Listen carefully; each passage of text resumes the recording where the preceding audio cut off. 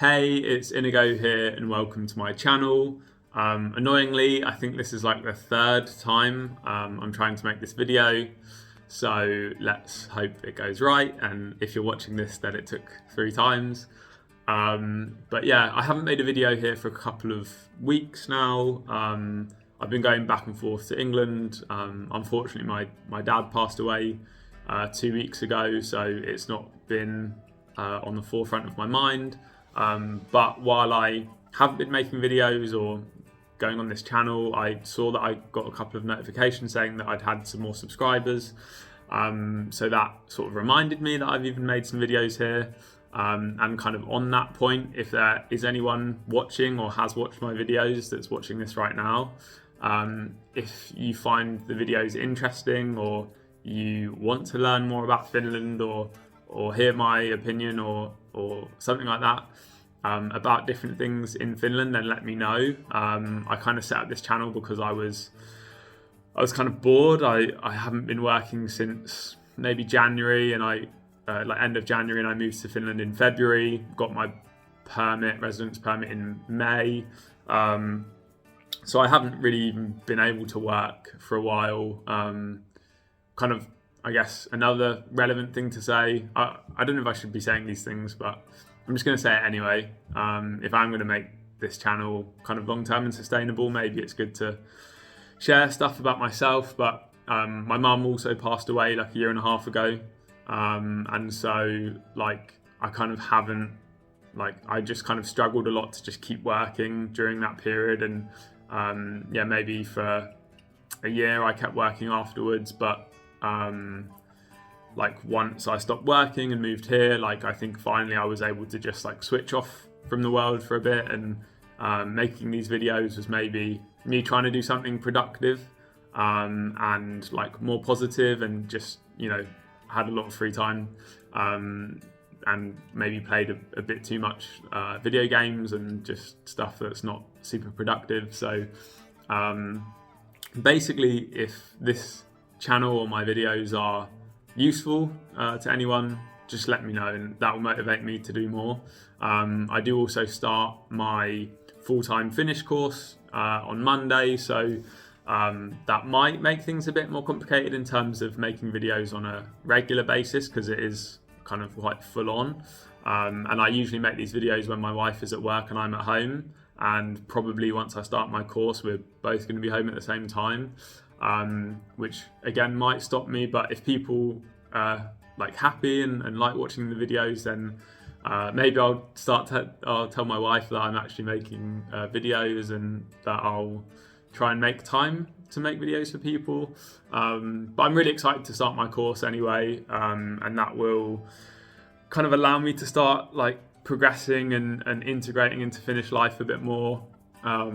Interestingly, I went to visit my Finnish family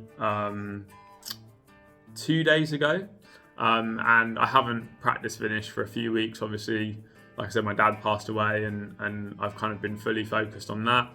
And so I wasn't really expecting to speak Finnish. Haven't practiced it for a while, but weirdly, like we actually spoke the most Finnish that I've spoken like ever with them, or with anyone. I think like pretty much the whole day we were speaking in Finnish. Obviously sometimes I would speak in English, but even like their parents would speak mostly in Finnish, and I would maybe reply in English sometimes. I think it's a lot easier to understand than it is to produce the language, because the conjugations can be quite hard to produce if they're not natural to you.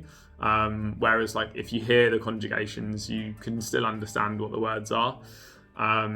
For anyone that doesn't know the Finnish language, it's probably complex to explain, but it's a difficult language. Anyway, I start my course soon, but it was quite nice that even though I haven't been practicing, and some of the stuff that I've been learning in previous courses that I thought weren't really going in my head, I've seemed to acquire.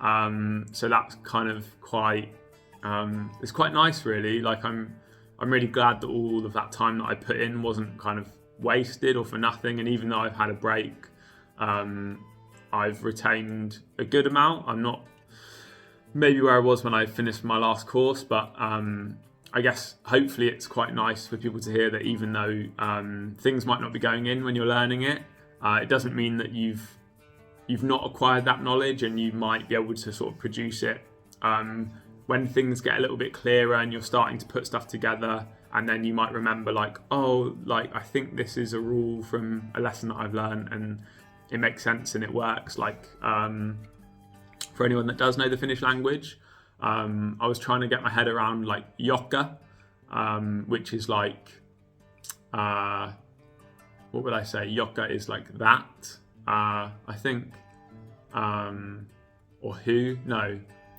think that. Yeah, that. So like, there's different conjugations of joka. You could say like joka, jota, jotka, jonka. There's some others as well, but for example, like that, like I didn't get it at all. Like I didn't know any of the conjugations, but now some of them I've understood. And even mita, which is what. There's a lot of conjugations for that as well. And even like a lot of those different conjugations I'm understanding really well without like having kind of focused on them or studied them. So hopefully that is kind of nice to hear for anyone that's kind of struggling, because it is really difficult language, and perseverance is like the only thing that I think will help you with Finnish, because like the reality is you're not going to learn it quickly. Some people might learn to speak Finnish really well in a year, but if you're not in like full-time education learning Finnish, it's probably going to take you a long time. Like a lot of the people that I've met and spoke with and been on courses with, like they've been doing it for a long time and they're on a similar level to me. You know, it's going to take you probably multiple years unless you go into some kind of course, or you know, you spend a lot of your own time really studying and you're motivated and you stick to it. But anyway, this is kind of the longest introduction to a video ever, so sorry about that, but I kind of just wanted to explain the videos that I'm making. I want them to be as kind of genuine as possible. I don't want to try and be like a particular kind of person. Like I just want to be genuine, and part of me is rambling and talking a lot of rubbish, so sorry, but anyway, so the whole point of this video is I've made some observations between Finland and England, and I just wanted to kind of explain them because they're things that you might not know about if you've not been to Finland, or even if you have, you might not have really taken them in. And also these are kind of observations between England and Finland, so these might be things that happen in other countries, so they might not be unique to Finland. I've just observed them in Finland. So first one is pedestrian crossings. So when you go to pedestrian crossings here in Finland, I hope everyone understands what a pedestrian crossing is. Yeah, of course you do. Like just the crossings on the road for pedestrians. When you get to a crossing, in Finland, the cars will stop like pretty much like as soon as they see you getting close to the crossing, they will stop. So a lot of the time I'll go to cross the road, and before I've even like gotten to the edge of the road, when I'm about to cross, the car's already, it's like they've seen me, they know I'm walking to the crossing, they've stopped well in advance. Very rarely, I mean it happens, although it's very rarely do people go across the crossing at the same time that you arrive at the crossing.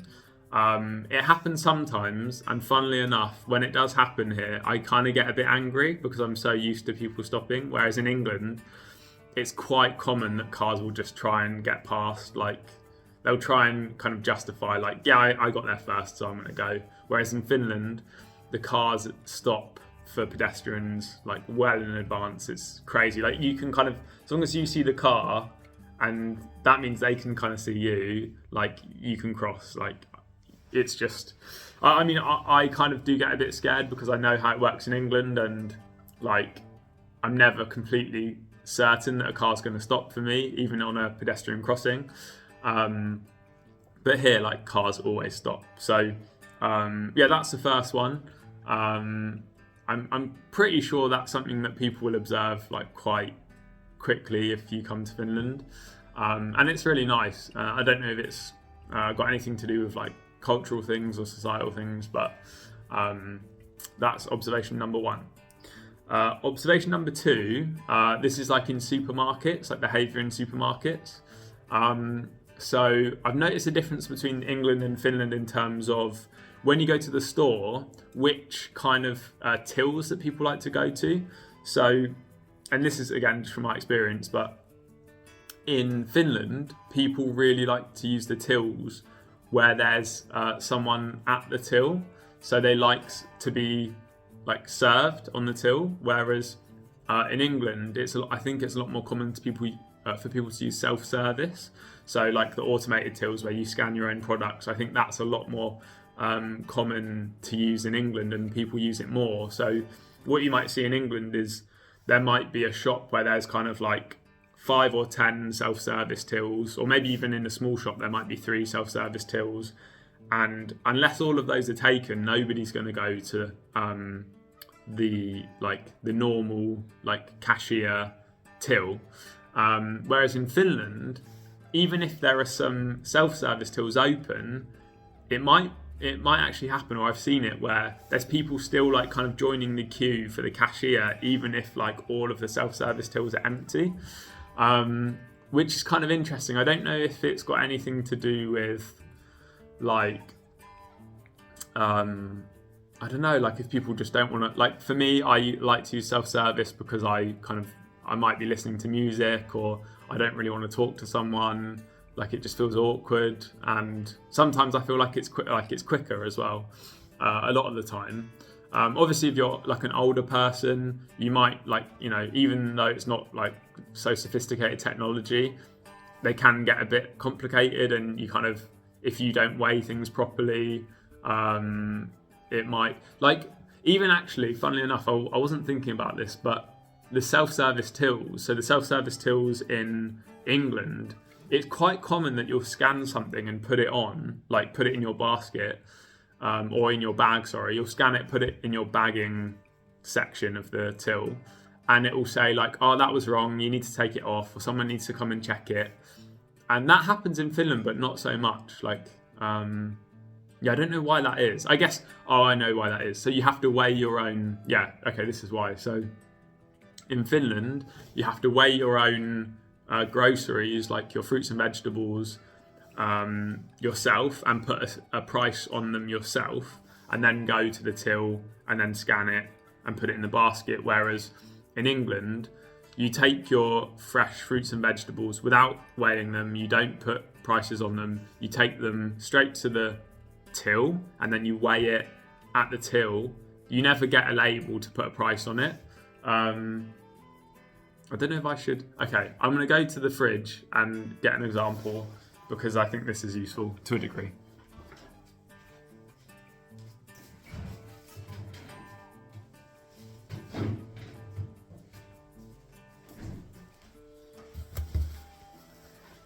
Okay, so we're taking this video seriously. I know this happens in Europe, like most countries in Europe, but like this sticker. So this is like a bag of oranges. We've got some oranges in the bag. Always in Finland, you have to go and weigh your produce and then put the price on them. In England, you don't do that. So for anyone in Finland that wants to know how it works in England, you don't have to go to the store and like weigh all of your stuff, put it in a bag, put the sticker on, get the price. Like always I forget. I go to the self-service tills.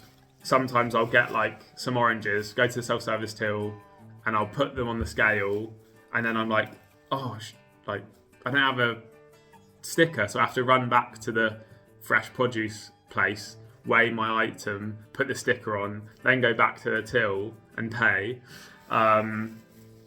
I don't make the mistake as much, but definitely at the beginning I used to make it a lot. But anyway, that's again probably longer than it needed to be, but there is definitely a difference between which tills people like to use. And then funnily enough, or interestingly enough, there's also a difference in terms of baskets. So what I've noticed in Finland is you use the self-service, you scan all your items, you put it in your bag, you pay for it. But in Finland, as a customer, you will always put the basket in,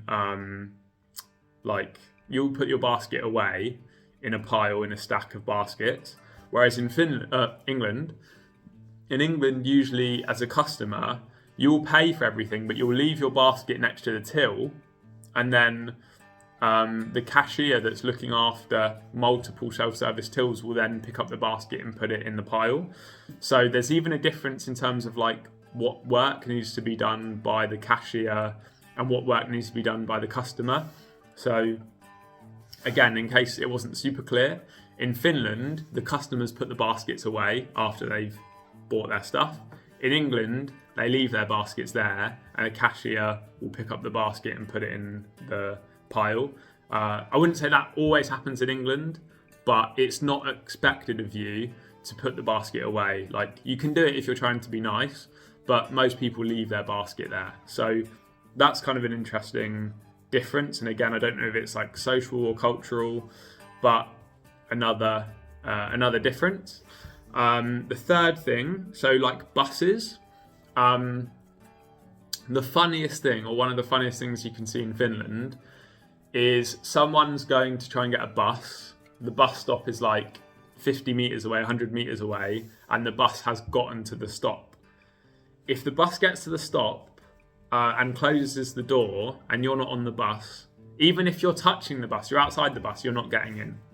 In Finland, you basically have to be at the stop by the time the bus gets to the stop if you want to get on that bus.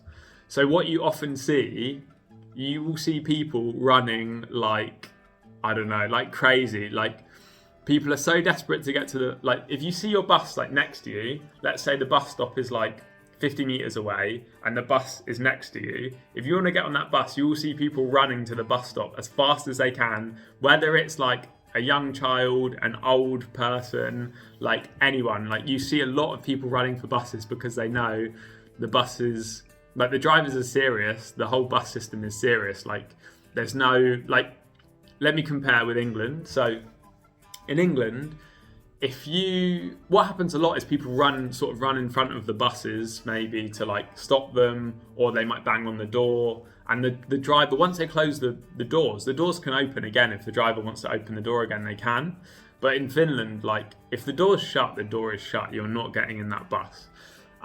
So something that's like super, super funny. Maybe it's a bit mean to find funny, but like, you will just see people running for buses like all the time.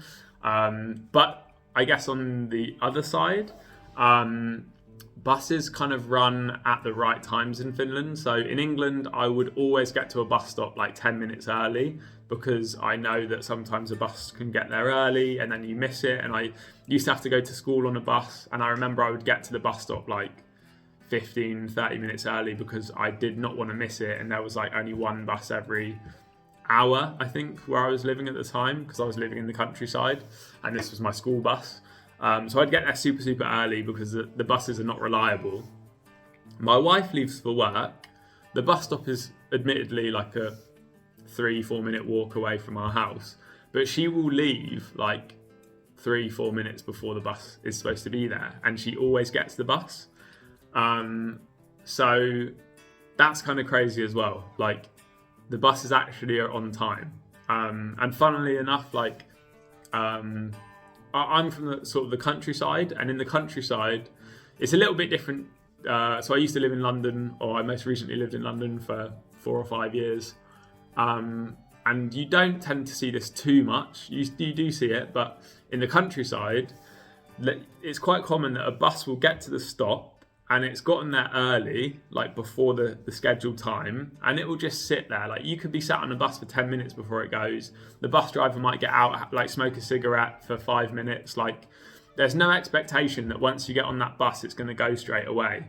Whereas in Finland, I've never gotten on a bus and the bus is just stopped, or the driver's like, we're just going to wait here for 5 minutes, or we're a bit early. Like, it never happens. Like, you get on a bus in Finland and once the doors are shut, no one's getting in and it's going to go. So yeah, that's another difference between England and Finland. yeah, kind of like it's good, but obviously it's only good if you're on time. If you're not on time, it's, you know, you have to start running basically.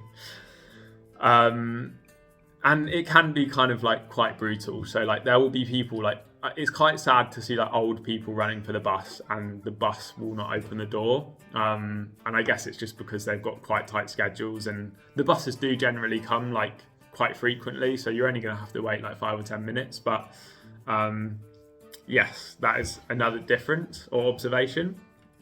A fourth observation, so in Finland you have dog parks.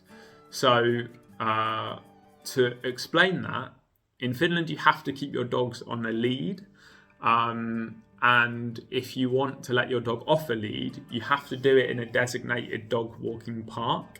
And these parks are kind of like the size of a children's playground with fences up. Maybe I can try and find a picture and I'll put it somewhere on the screen. I might not, so if there's no picture there, I'm sorry. But it's basically like, picture a child's playground with sand. It's usually sand all in there, and fences around the playground and a door, obviously. So you go inside the dog park and you can let your dog run around. It's kind of really weird to think about, because in England you can have your dog off the lead kind of anywhere. You wouldn't do it near a road probably, but like if there's a park, you just let your dog off the lead and it will run like crazy, like wherever. So yeah, like that's a big difference. I remember my wife, like we went round parks in London and she would always be kind of like amazed by just how there's so many dogs and the dogs aren't on leads and they're just running freely. And I've never really seen any kind of, I remember when I was a little kid, I have been kind of bitten sort of by a dog. It was quite scary because I was very small and it was a relatively big dog. So sometimes there are cases of people being bitten by dogs, maybe dying from a dog. But it's not, I don't think it's that common in England. But anyway, in Finland, you have to keep your dog on a lead. And I assume it's sort of to do with that, related to that. And also, Finland's a very clean country.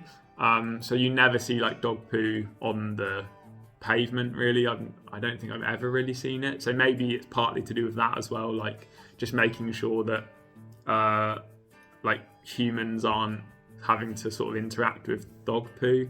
And definitely like in English parks you might find dog poo that's just kind of in the park, which isn't very nice. You are supposed to get like a huge fine if you don't pick up the poo, but it happens. So yeah, that's another difference. I think generally animals are treated really well in Finland though, I have to say. Like I think I mean, some people look after their pets really well in England, but I think like on average people treat their pets super well in Finland. And even like in the winter, it's kind of funny. Like you see, and I guess it's necessary as well because it's so bloody cold here. In the winter, like can be -20 or more. And I'm just talking about South Finland. Like North Finland, I'm sure is -30 or more, or less. I don't know how to say that, but a bigger number than 30 in the north of Finland in the winter. But yeah, like it's interesting to see that people give their dogs like gloves or mittens and hats in Finland for the winter. Like people really do care about their dogs a lot here. But anyway, that's another difference, kind of how dogs are treated or how dogs interact in the world in Finland. The fifth one is kind of interesting. It's not something you would see, but there's kind of rules in Finland about naming your children. So as far as I know, I might not be completely correct, but there's like official names like that have been approved that you can give to your children when you're naming your children. And you have to stick to this list of like names. So you can't just name your child whatever you want in Finland. Doesn't work like that. The only leeway you get is if so maybe for me it might work differently, but like if you're foreign or the child has a foreign parent, then it's possible for you to have a non like Finnish name or a non-approved name on the list. But generally for like Finnish people, and you kind of do see this, like a lot of Finnish people have similar names or the same names. It's quite common. Whereas in England, I mean, my name is Inigo, and it's like, I've never heard anyone have it. It's a bit stupid, but no, it's cool. It's nice to have like a unique name. Although it's not nice, like when you're growing up as a child, you get bullied a lot. But yeah, like it's different, very different. I think like every year, maybe a few more names get added to the list of like approved names, that like kind of as the society changes and new kind of new variations of names become popular or desirable. So yeah, that's just kind of interesting. Like you have to generally stick to these approved names on the list. That's kind of it, quite a simple one. And then the last one, I would say it's kind of like secondhand shopping or thrift shopping. It's like a huge thing in Finland. It's a really big thing. And it's not just for older people, like young people really embrace it as well, which is so different to my experience in England. Obviously, there are people in England that love secondhand stuff and are happy to buy secondhand stuff. But generally, secondhand stuff in England, it gets sold in like a charity shop. So you might have a shop that is like for cancer charity, and all the clothes have been donated, and or a big chunk of the profits goes towards the charity, the cancer charity, let's say. Whereas in Finland, there are these like recycling centres, kierrätyskeskus. So you might go to a recycling centre.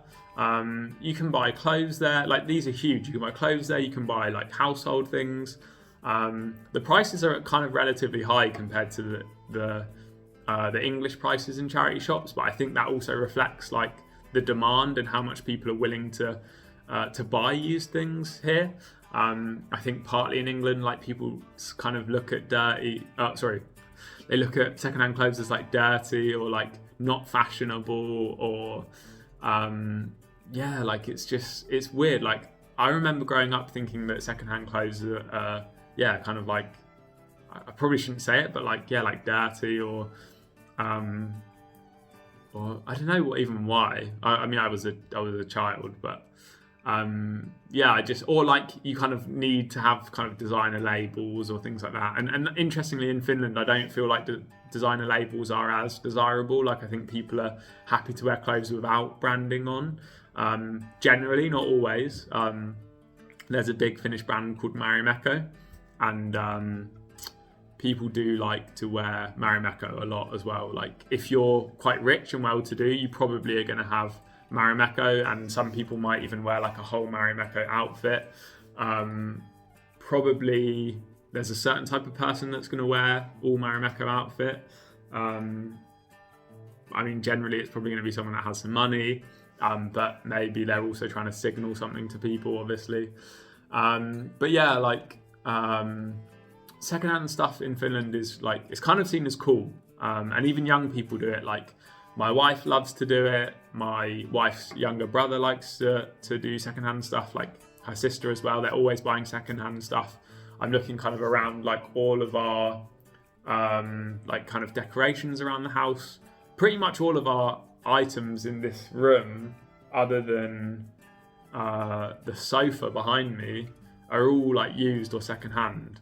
And like it's completely changed my perspective as well, because in England, I probably wouldn't have embraced secondhand stuff so much. But you can actually buy some really good stuff. Like people get rid of like good stuff, and the prices for stuff here are generally higher. So maybe as well, like people feel like they need to buy secondhand because the new stuff is kind of expensive.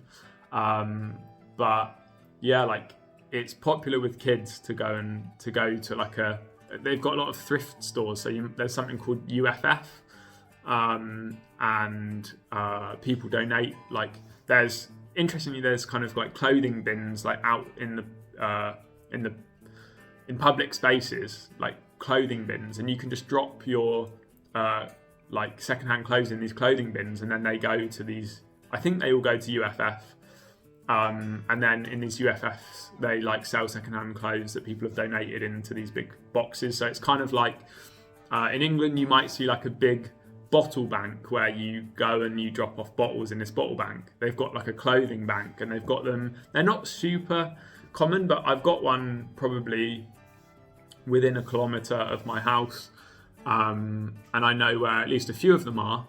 I think, again, I don't know if it's like a cultural thing or what. I think maybe in England, like partly because like new stuff is kind of cheap. Like you can replace things cheaper than you can replace things here, because I think there's like taxes on stuff, and so I think the price generally of stuff is a bit more expensive here. And then so I think people will just buy new stuff. If something gets broken, people will buy new stuff. Whereas here, I think also here, like people really, God, I know this video is going like really long now, but I think people like to buy stuff that is considered good quality, and they'll like to buy Finnish stuff as well. Whereas in England, I think it's quite common that people will buy like sort of fast fashion clothes, like sort of cheaply made clothes, and not sort of mind so much about it. So there might be differences in just like people's perceptions of whether they need to buy clothes that are going to last, and whether they care about environmental things or like ethical things, or I don't really know, but maybe that last point is a bit rubbish. But anyway, there's definitely a big like secondhand culture here, and also buying like secondhand furniture is really, really big.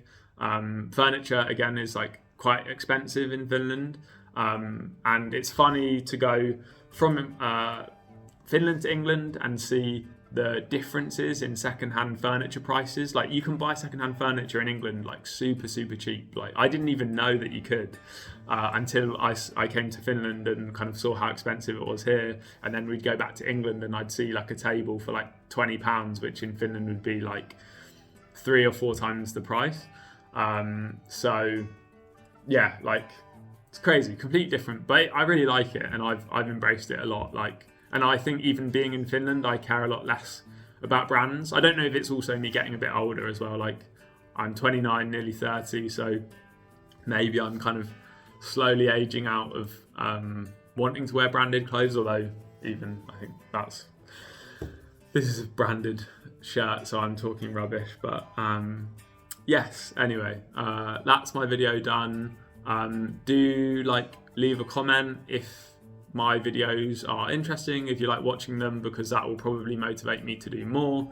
I hope it's been interesting, and if there are other things, like it's hard to kind of come up with things to talk about, but if there are things that people want to know about Finland, I'm happy to give my perspective. Obviously I'm not a Finn, but obviously that gives me hopefully a unique perspective. I might not be right about everything either, but at least I can give my opinion. So yeah, definitely leave comments if there's stuff that you want to see. Thank you for watching, and I hope to see you again soon.